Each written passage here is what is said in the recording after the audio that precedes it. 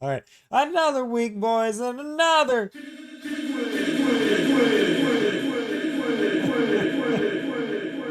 Again, that's never gonna get old for me. Oh, I love that. Okay, all right, let's do this. Let's go. This week in Destiny, we have been clashing in heavy metal while also dwelling into Rite of the Nine. As we prepare for the next weeks of content, we have some details and topics to share with you all. Rite of the Nine calendar and rewards changes incoming. Heavy metal's last day for now. Increased Trials of Osiris ranks and returning Adept Shotgun. Iron Banner next week with a new Scout Rifle. Hardware Supremacy featured Bungie Foundation happenings. Are they really returning Iron Banner again? That felt so quick. They're only giving us Trials of Cyrus for 1 week and then Iron Banner. I am so sad because I will be gone for this weekend. Rite of the Nine calendar changes. Starting today, our planned Rite of the Nine dungeon calendar will be changing. Each dungeon will be featured for 2 weeks as opposed to 3, and we are increasing non-area manifold currency drop rates, which can be exchanged for additional weapons. With this change, Ghosts of the Deep will now launch next Tuesday, May 20th. Alongside the above change, the second week of a given dungeon will also feature increased weapon drops, where rewards can drop or any enemy defeat. Holofoils are included in this as well. For this week, we are rapidly working on an update that will turn on increased weapon drops in Spire of the Watcher until Ghost of the Deep becomes the featured dungeon next week.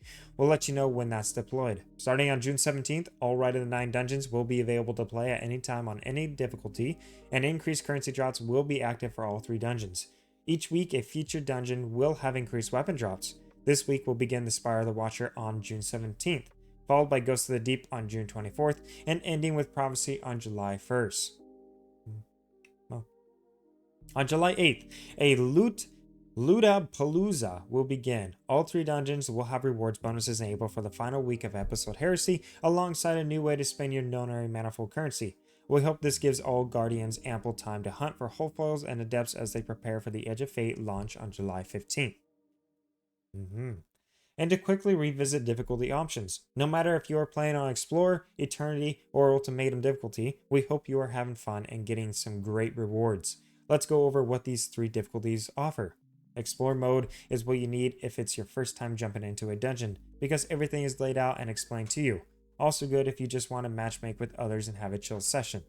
Eternity mode is for those familiar with the dungeon and looking for extra rewards, but maybe don't want the most challenging experience.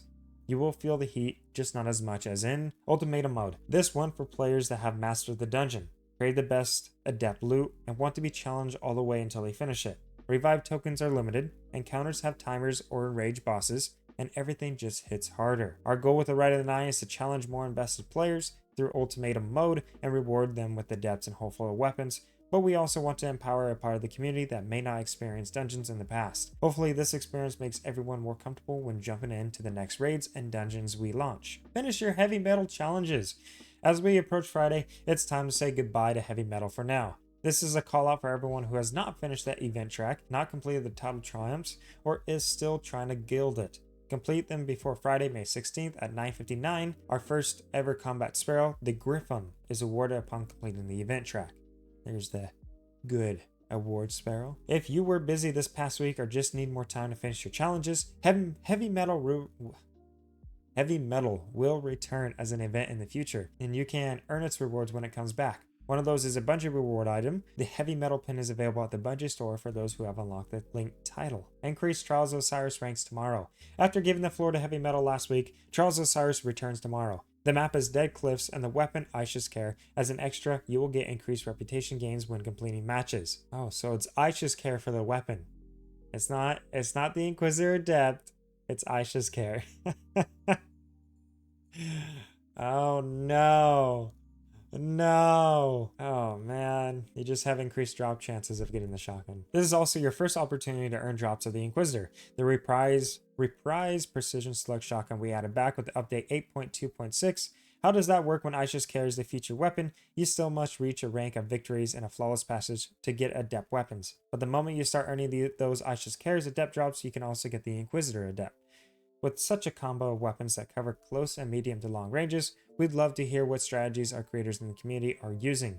We're always happy to amplify your content, especially to help newer players so they understand how rotations work on this specific map, which spots work best, and and what rules they should be hunting. Best of luck to all in trials this weekend. Never hesitate to show us the loot you earn and share any feedback you have on the experience. Iron Banner incoming! Starting May 20th, Iron Banner will be back for another week. Saladin will be at his spot in the tower, and he has a new weapon to reward those who dare to honor the memory of the Iron Lords. We're talking about the Nature Reclaimed Solar Scout Rifle, a lightweight with some fan favorite perks for both PvE and PvP. You will be able to focus it once unlocked in collections, so be mindful of how you spend your hard-earned engrams, and then let us know which roles you like most. And for those of you wondering, the last Iron Banner week of Episode Heresy will be June 17th.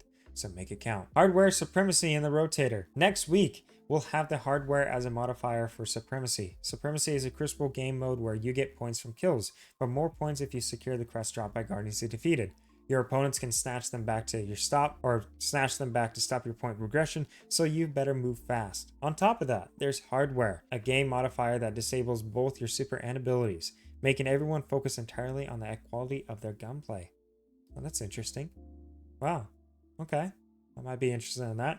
Jump next week into Hardware Supremacy and be ready to hit your crits and pick your crest. We hope it's a loop you enjoy, as it will force you not only to be in the heat of the battle to score, but also rely on your aim. Bungie Foundation happenings. The Bungie Bounty for Good returns next week with brand new emblem up for grabs. Join us in the Crucible on May 22nd at 10 a.m. Pacific time for your first shot at earning the Faster Than Light emblem. We'll be entering the fight as a fire team of just 2, which means we're calling on 4 Guardians to join us each match. This is your chance to squad up with the Foundation team, fight for a good cause, and help us rack up wins in its style. Think you got it, what it takes to bring us down? We welcome the challenge. Whether you're claiming zones and landing headshots by our side or crashing the party from the other end of a shotgun barrel, victory earns the Faster Than Light emblem. And every match win, lose, or draw helps support our partners at International Community Health Services.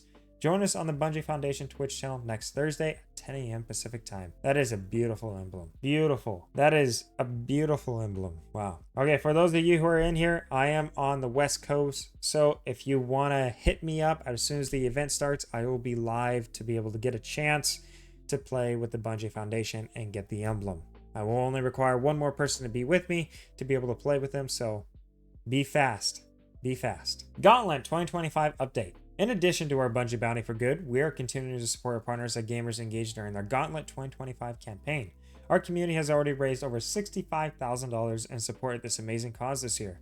Head to our Tiltify page and donate to get the Fired Up emblem or have your self-portrait or a picture of your furry friend hand-drawn by a Bungie staffer. All proceeds will support gamers engaged in their Play It Forward Fund, a program focused on providing grants to small organizations making real change in mental health, education, and community. This campaign closes May 18th, so grab your emblem now before it's gone. There's that Smexy emblem. It's nice. It's a really nice emblem. Reminder, emblem codes will be emailed to anyone who donates $25 on or before May 31st.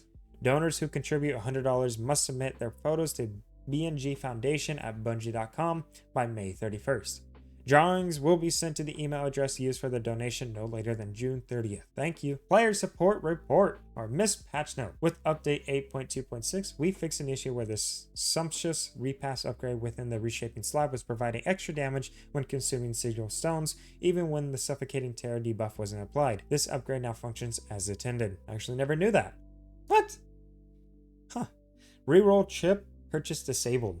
Reroll chips are currently disabled due to an inventory stacking issue. We wanted to make sure you didn't lose any chips in the process. We plan to introduce these with the next iteration of Heavy Metal. Known issue list. The Explorer difficulty in Rite of the Nine dungeon requires PlayStation Plus if playing solo.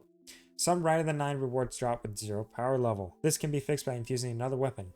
The Cruel Mercy pulse rifles drop without a masterwork. The Champ title has lost its gilded status. Enhanced Recycle Energy grants no energy back. When speaking to a vendor, you can hear their ambient dialogue. Steps 6 and 9 of the Drowning Labyrinth quest aren't able to be completed by some players. Due to this quest being a fix between character scope and account scope, if you have an alternate character and make progress on the quest, you need to play on that character to get back into the correct research paper level for your main character. Sometimes in the Demoralized Exotic mission, the Taken Relic can drop below the surface during the Vishk encounter. When damaging trigger bosses in the Sundern Doctrine dungeon, players receive critical damage feedback, but damage is actually regular base damage. When tracking Ikora's Drowning Labyrinth quest, completion of certain steps may stop progress on the next steps. Sometimes the Tome of Want, A primer quest does not progress after meeting step 3 and step 4 requirements. Memento shaders can be previewed on armor and the armor management screen. This is not intended, and mementos aren't being considered for use on armor. Second, filaments and Spear of the Filaments can't grant Devour while Facet Protection is equipped. Don't touch the symbols. Artist of the Week. This guy looks like he takes care of things. Well, he also looks like going up and down stairs tons of times in his way to stay healthy. If only he didn't get so mad when he touched his collection of weird symbols. Overall, a chill guy. Here it is. Not bad. It's the Caretaker from the raid by Hannah via Twitter X. Actually, it's quite cool. Beat them if you dare. Movie of the week. On one side, we have Sutek, Special Hero, and Vendetta completing the ultimatum version of Spire the Watcher in just 13.25 minutes. On the other, Checkpoint Z doing it solo flawless. Never ceases to amaze us how good this community is. You always find new ways to blow our minds. And there's Spire the Watcher Ultimatum in 13 minutes and 25 seconds. Okay, world's first solo flawless ultimatum, Spire the Watcher. Someone actually solo flawless it. That's crazy. That's awesome. We love watching players push themselves to the limits. We have a treat for them this week. Additional MOTW emblems. Beat the time above as a team or complete Spire the Watcher, Ultimatum solo, and flawlessly in Ultimatum. Record yourselves doing it, show it to us, and you'll get the artifacting signal emblem. You have until the next TWID goes live. Oh, you know what that means, guys. And we are done for today. In the following weeks, we'll start unfolding some of the changes we announced in our Edge of Fate reveal stream, so longer articles are coming soon. We always aim to have you well informed of everything that's coming out at the same time as we try a new format to keep it fresh. We always appreciate the feedback we receive, so we can do our best the next time. Pardon our dust. Well, there you go, guys. That is this week's TWID. What a fabulous TWID. Oh my goodness. What I really do love is this emblem that's right here. That emblem. That is beautiful. Beautiful. Wow. I love the color scheme. I love the red. I love the blue. Red and blue is one of my favorite colors.